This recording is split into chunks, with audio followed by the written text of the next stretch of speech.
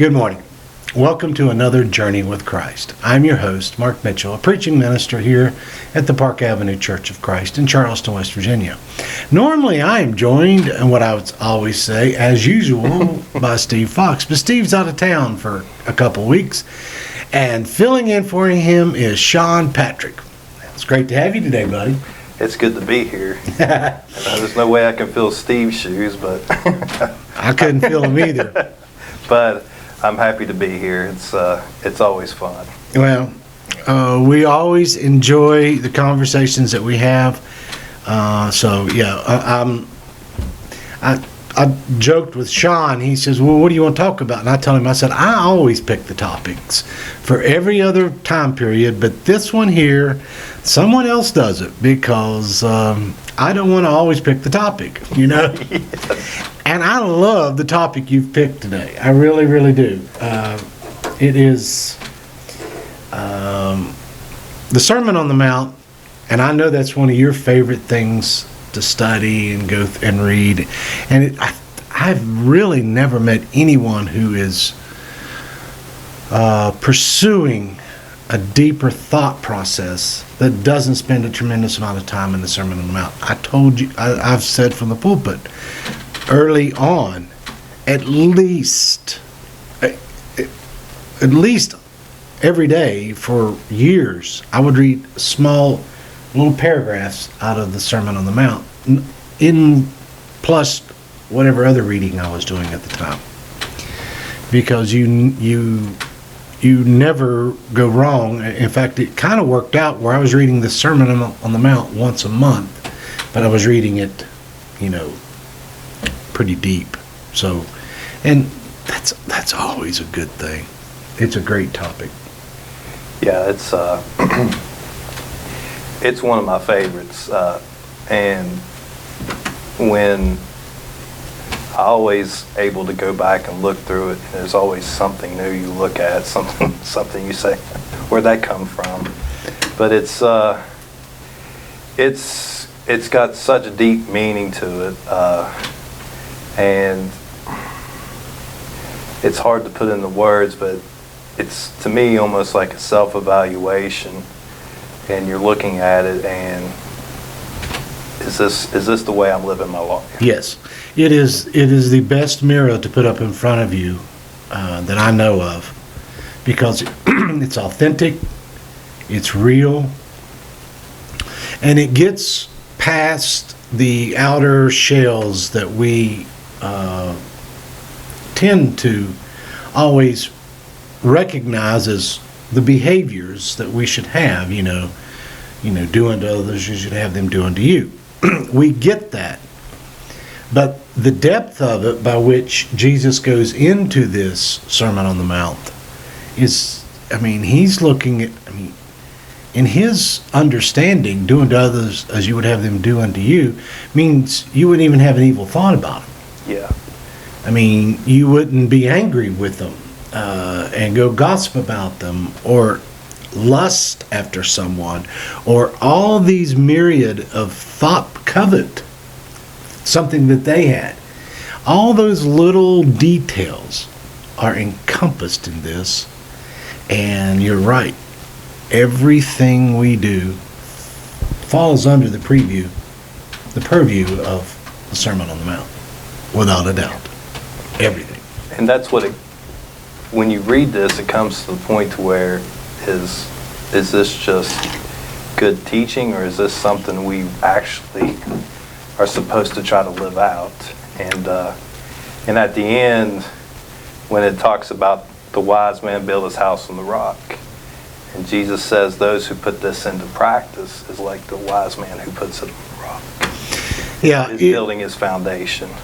There has been a huge debate over the many years. Is the Sermon on the Mount our goal, or is it the idea? And as I've shared with people, I think it's both. I don't think you can ever take the Sermon on the Mount and use it as a tool to beat people up with. At the same time, it is an instruction guide on what the life should look like. Yes. I think it's more intended to be a self-evaluation, not used as an instrument to call other people down for their behavior. I don't think that's what Jesus intended to do with this thing, because it begins very, I mean, how many stories or sermons you ever heard begin with all those the Beatitudes, and then take that and just then explode from that point on what he's really talking about. So, well, I guess we're going to get to our topic. Tell us what you got on mind for us. It's Matthew 6, and it starts in verse 19. And a lot of Bibles have little titles to it. And the beginning of this is called Treasures in Heaven. Mm-hmm. And Jesus is about to talk about what we should be trying to, as he would say, store up. Yes. What are we going after in our lives? Mm-hmm. Go ahead and read that whatever. Well, let's just go ahead and read the whole section, then we'll delve into it. Do not store up for yourselves treasures on earth, where moths and vermin destroy, and where thieves break in and steal. But store up for yourselves treasures in heaven, where moths and vermin do not destroy, and where thieves do not break in and steal. For where your treasure is, there your heart will also be. There your heart will also be also. The eye is the lamp of the body. If your eyes are healthy, your whole body will be full of light. But if your eyes are unhealthy, your whole body will be full of darkness. If then the light within you is darkness, how great is that darkness? No one can serve two masters. Either you hate one or love the other, or you'll be devoted to one and despise the other. You cannot serve both God and money. You know, for a long time, my perception of it was, it's talking about the same thing, but it's coming at it from a few different angles. And it wasn't until later on that Jesus has one particular topic that he keeps talking about through this entire thing. Even though you don't think he's talking about it in the middle section. For me, the discussion is the treasure. Yes. And what does treasure mean to you? Treasure to me means what you hold important. Okay. If you're on Wall Street, what are you investing in? Yeah. Where's the value? Yes, where's the value? Can your treasure be one thing and mine another thing? Yes. Yes, it can. You know, that is the vital part of this, because everybody has a different treasure. And some things are are careers. Some people spend all their time chasing after prestige and fame and glory, and then other people are chasing after just the money. I mean, they work 60 hours because they want the money. They don't care what anybody notices about it. At the end of the day, they're looking at their bank account. And you've got other people who just want to feel the heroics of doing that job. I know for me, that was one of my struggles. I always wanted to be the guy who got it done, you know. He's the guy that can get it done.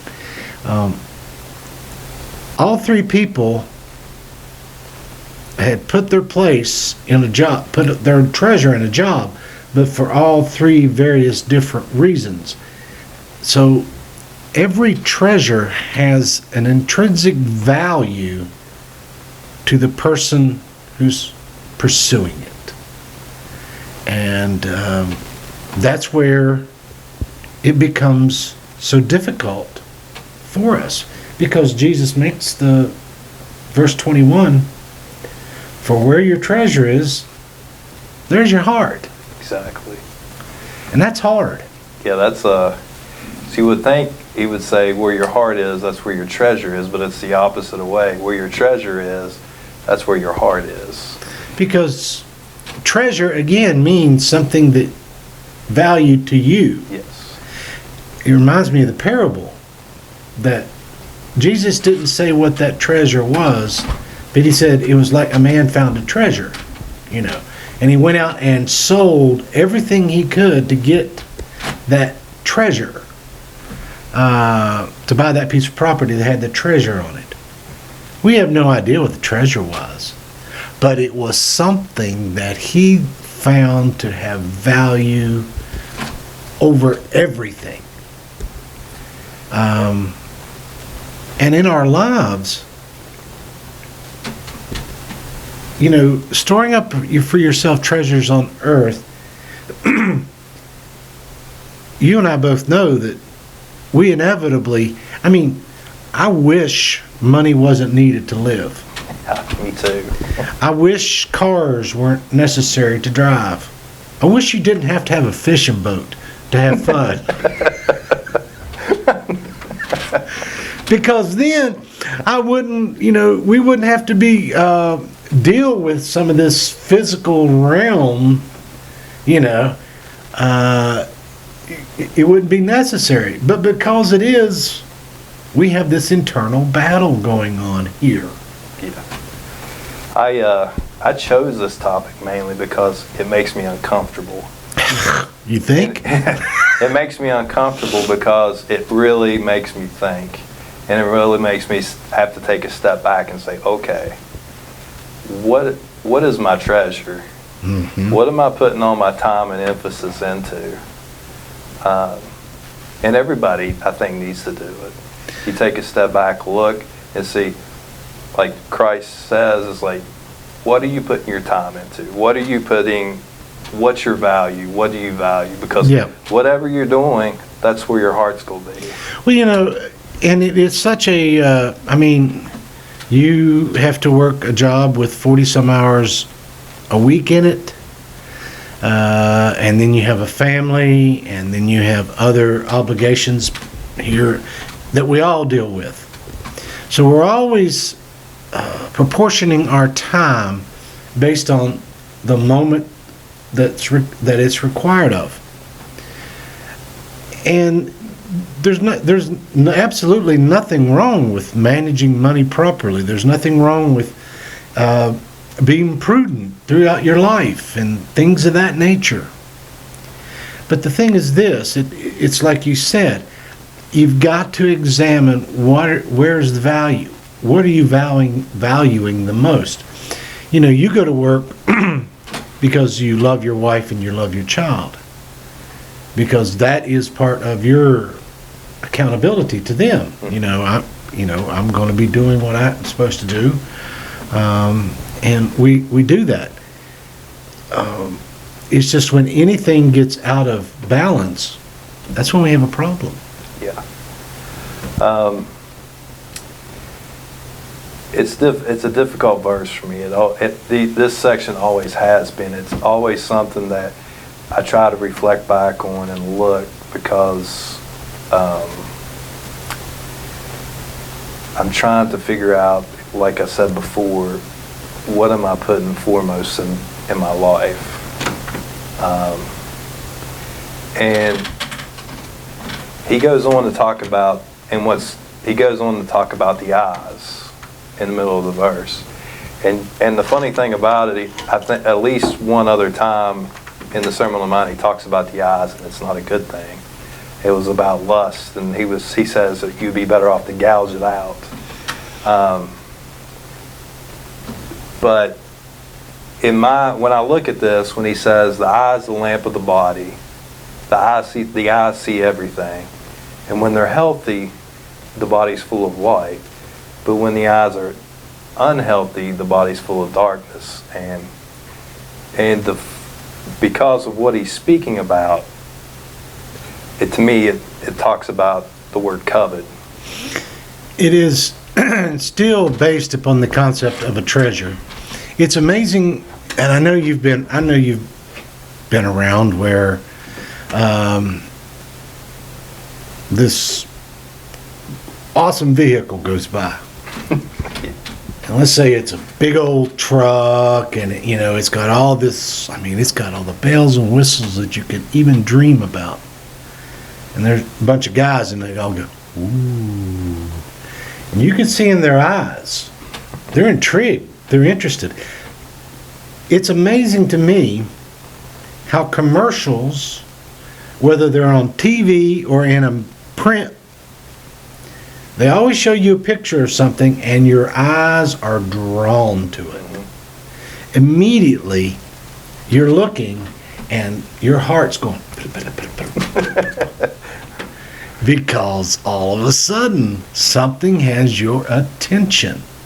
And again, it goes all the way back to this treasure of the heart.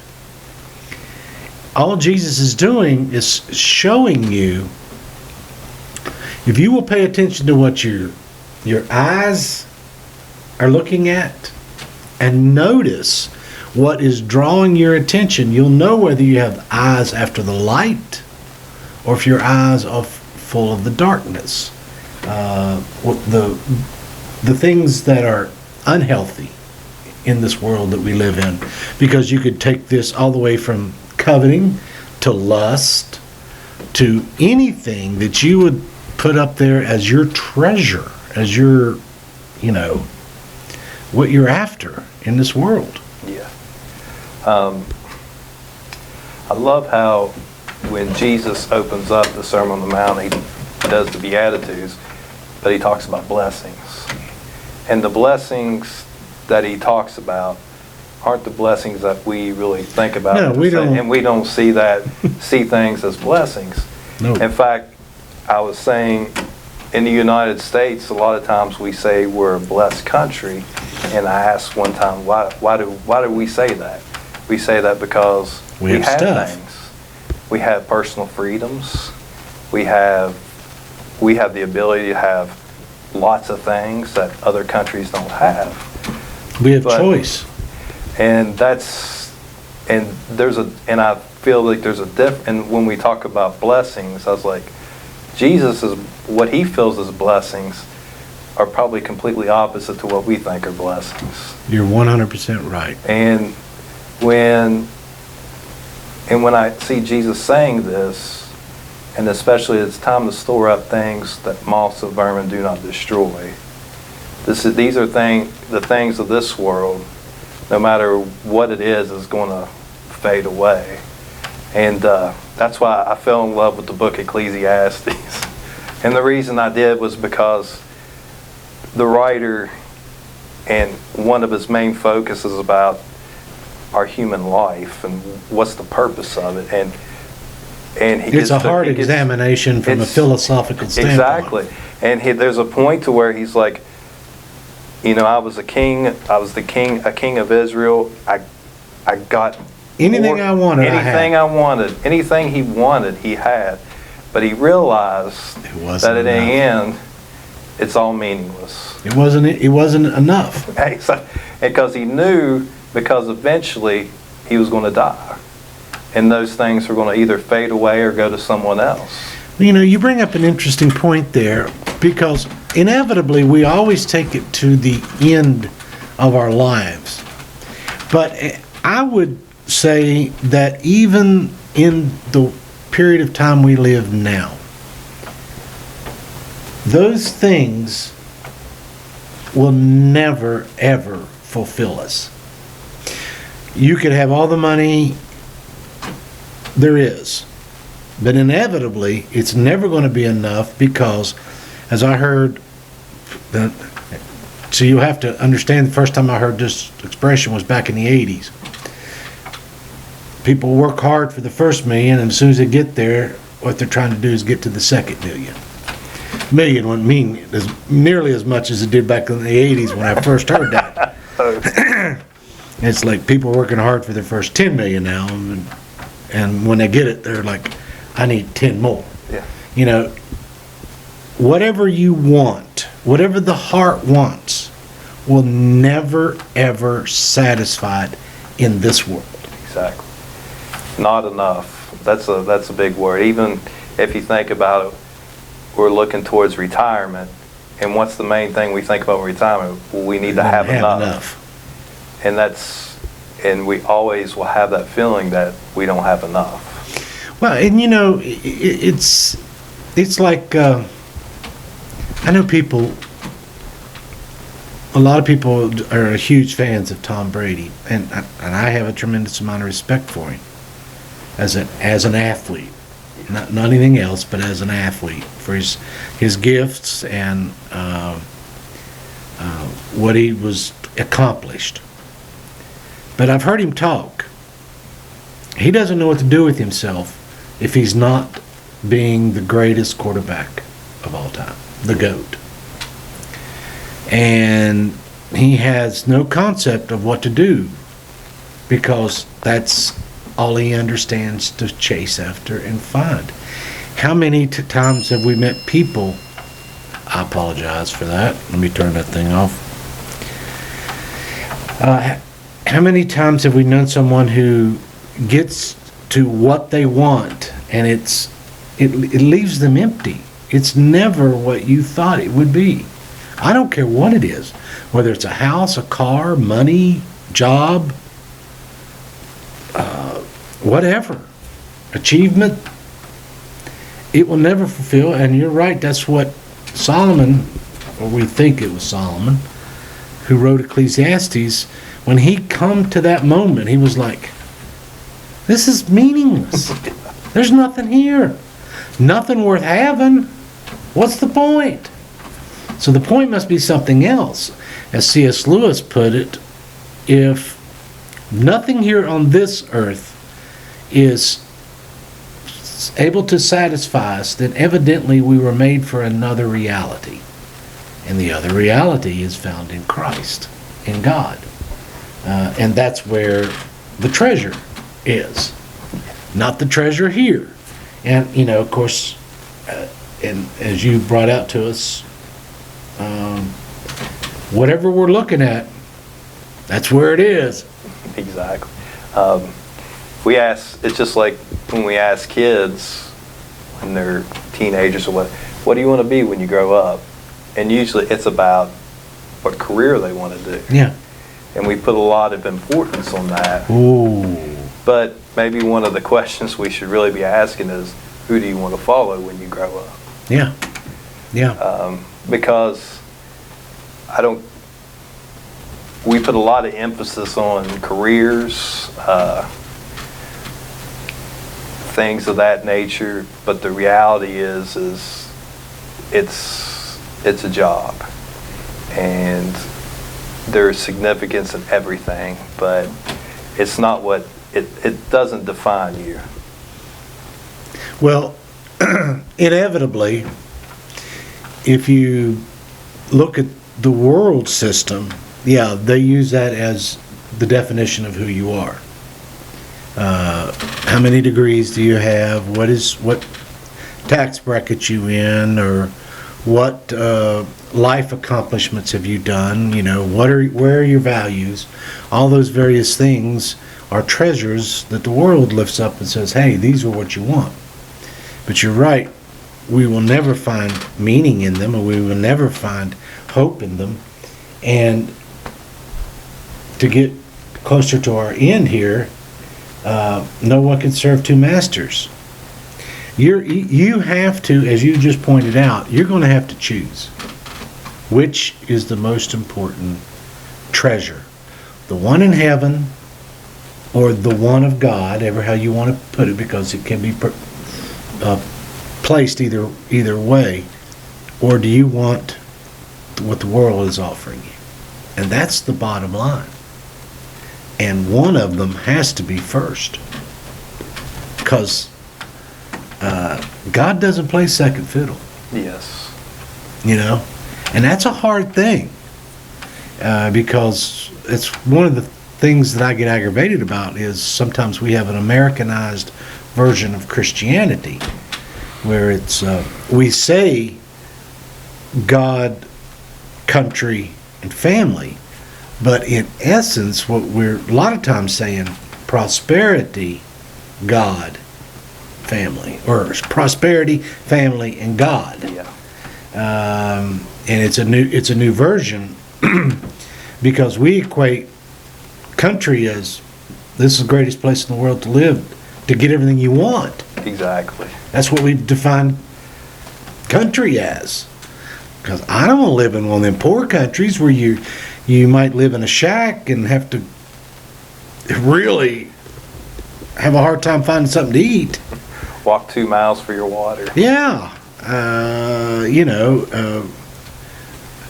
No Walgreens or Walmart down on the corner. I mean, life is going to be extremely hard. So, and that's what will end up defining which treasure you're really after. Because if you're mad at God because you don't have everything you want, you got the wrong treasure. Exactly. No one can serve 2 masters, and it's you will hate one or love the other, and it's it's pretty to the point. I mean, that's because to have things can be exhilarating, or especially to have money and to earn it and you have it, and you feel like you have security, you have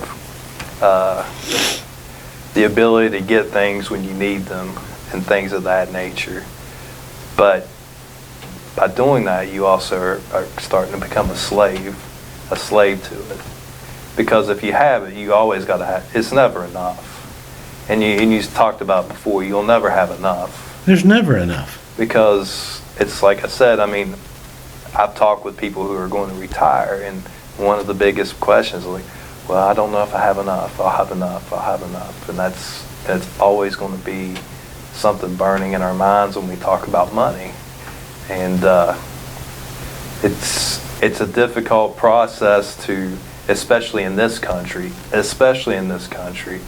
because prosperity is what's preached through commercials or whatever you want to talk about. Well, we've got our own version of Christianity. It's prosperity faith. Yeah, the prosperity. If you become a Christian, everything's going to be. Oh, we're going to have work out like roses, man. Cadillacs in the driveway. No. That's if it doesn't take long of reading scripture to find out that's not the case. I told somebody, I said, they read a different Bible than I read because I kept reading. In fact, some people get aggravated with me when I talk about, we're going to go through hard times. They're like, what are you doing that for? I said, well, because that's what God said. Jesus said, in fact, he told his disciples on the night he was betrayed and was taken, you're going to suffer. But don't worry, I've overcome the world. So, it is a matter, as you brought up perfectly, where's your treasure? And you and I, we have to come clean. And it's not necessarily come clean so that God knows, because God already knows. We come clean so that we recognize where we're worshiping at, which treasure we're choosing. And it's a hard thing. And you know what? It's a thing you never get fully worked out. No. Because all it takes for me right now is to see a fishing lure. And all of a sudden I'm consumed. We all have it. You'll have something grabs you.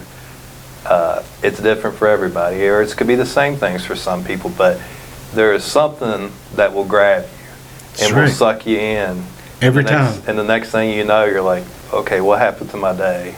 Or what happened to this? And I'll tell people, it can be the smile on your child. If your child is happy and that makes you happy, you got to be careful with that one. Because you can turn that into a treasure that's not supposed to be a treasure. Yeah. I mean, you want your child to be, to be well-rounded, but like as you brought out earlier, what am I making? I mean, if my child being happy all 24/7 is something I got to be spending for, I'd be dead already, because I'd already messed up. I mean, too many times, because nobody's going to be happy 24/7. Life's hard. Life has messes. So we're doing a study of First Corinthians in class, and one of the, well, obviously a lot of things were going wrong in the church of Corinth, but one of it was idolatry. And as it may sound foreign, but we do have idolatry today. And, I mean, we maybe not in the form of worshiping idols, but the simple fact it's idolatry. Yeah, if you're putting something before God, that's idolatry. It's idolatry, and it's a difficult process to understand. I heard a professor talk about it once, and he was saying, he goes, when you think about this, it's like what you're putting first is like, what do you hang your hat on? I mean, is it your family? Is it your job? Is it is it anything you want to put on the board? He goes, but what happens when those pegs start popping out? You know, your family goes through crisis, or these things you thought was you lose your job, you're unemployed. You lose these things, and these things you thought start to crumble. And so that's what I think Jesus is talking about when he's like, don't store up things that the moth and the vermins are going to take away. The thieves. It's not going. It won't make it through the grave. No. So it's a lot of times we talk about it, we agree to it, but we still battle. We still do it. And it's something that if you really read it and look at it, it should really make you uncomfortable, as it does me, because it's like, okay, what have I been putting as my treasure in my life? Mm-hmm. And so if we can start that process, then we can start to understand what's coming first. Absolutely.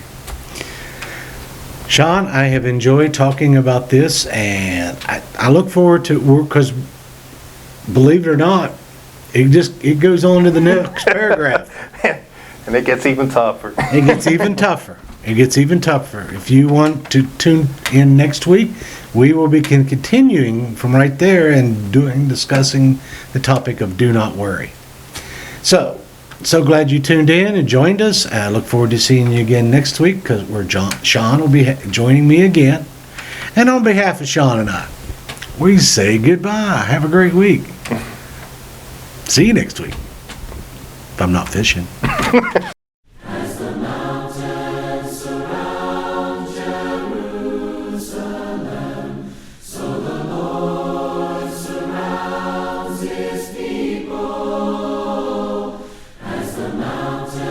Surrounds